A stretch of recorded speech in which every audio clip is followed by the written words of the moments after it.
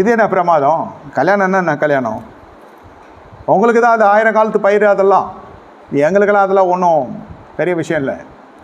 அப்படி தான் சிம்சோனுடைய தகப்பனார், அந்த சிம்சோனுடைய மனைவியினுடைய தகப்பன் அப்படி தான் செய்கிறான். உன்னையிலும் உன் தோழனுக்கு நான் கொடுத்துட்டேன்னு சொல்லிட்டு வெளியில் வாசலில் பதிவு இருந்து காவல் காத்து கொண்டு இருக்கிறோம். இவர் கோவிச்சிட்டு போனார். திரும்பி வருகிற பொழுது வெள்ளாட்டோடு வருகிறாரு. நம்ம ஆட்களுக்கு அந்த வெள்ளாடுனா ரொம்ப ஆசை. ஈசாக்குலேருந்து சிம்சோன் வரைக்கும் வெள்ளாடு சமைச்சா எல்லாம் ஓகே ஆகிடும், வீட்டில் எல்லாம் நல்லா சுமூகமாக இருக்கும்னு நினச்சா இதுவே வேலி தாண்டிய வெள்ளாடாக மாறிடுச்சு. நம்ம வீட்டில் இருக்கிறது யார்? சிம்சோனுடைய மனைவியை. அது வேறு ஒருத்தருக்கு மனைவி ஆகிட்டா. இவ்வளோ சின்ன கேப்லையா, இவ்வளோ ஷார்ட் ஸ்பேஸு டைமில். இது எங்கள் கலாச்சாரம் ஐயா, இது எங்கள் பழக்க வழக்கம். நீ எபிரேய குளத்தில் போய் எடுக்க வேண்டியது தானே, நீ இஸ்ரேவேலில் போய் எடுக்க வேண்டியது தானே, நீ எதுக்கு எங்கள் வீட்டில் வந்து பொண்ணு எடுத்த? அவங்க டாக்கெல்லாம் அப்படி தான் இருக்கும்.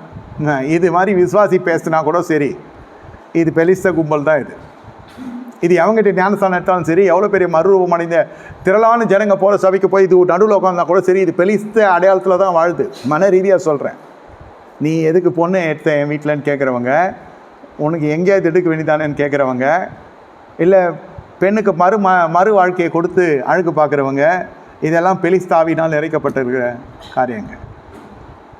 உட்காந்து என்ன பிரச்சனைன்னு உட்காந்து பேசி பெரியவங்களாக இருந்து தீர்த்து வைத்து சின்ன சிசுங்க இதெல்லாம் நடக்கிறது சகஜம், எல்லாம் சரியாக போயிடும் அப்படி சொல்லி அவங்கள பக்குவப்படுத்தி கொண்டு வரதை விட்டுட்டு ஒரு தலைபட்சமாக இவங்க என்ன செய்கிறாங்க? மகளை பார்த்து கொள்கிறாங்க. பரவாயில்ல, இவன் அழுதானா இவன் முகமெல்லாம் வீங்கியிருக்கு. ட்ராவலாக அடித்தா நம்ம ஒன்று மறுபடியும் அழுவுது. வலி தாங்காமல் அழுதா இல்லை வலின என்ன இதில் அழுது அந்தம்மான்னு தெரியாது.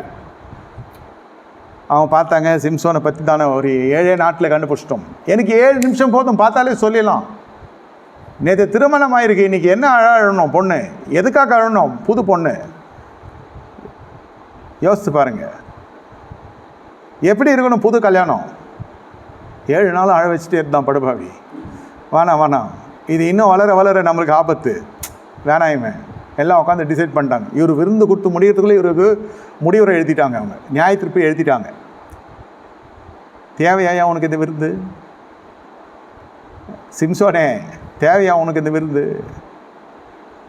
அபிஷேகம் பண்ணப்பட்டவர்கள், பிரதிஷ்டை செய்யப்பட்டவர்கள், ஒரு லக்கோடு ஓடுகிறவர்கள், அழைப்பின் பின்னே ஓடுகிறவர்கள், எந்த கூட்டத்துக்கு போய் ஊழியம் செய்யணும் தெரிந்தவர்கள். கோட்டை விட்டது, தன் ஜீவியத்தை கோட்டை விட்டது தான் மிச்சம். தன் சொந்த தோட்டத்தை நீங்கள் எழுந்துட்டீங்க. யோசித்து பாருங்கள். மீதியான விருந்துகளெல்லாம் நாளை காலை ஆராதனை, நாளை சாயந்தரம் ஆராதனை பார்த்து முடிப்போம். கண்களை மூடி கர்த்தரை நோக்கி பார்ப்போம்.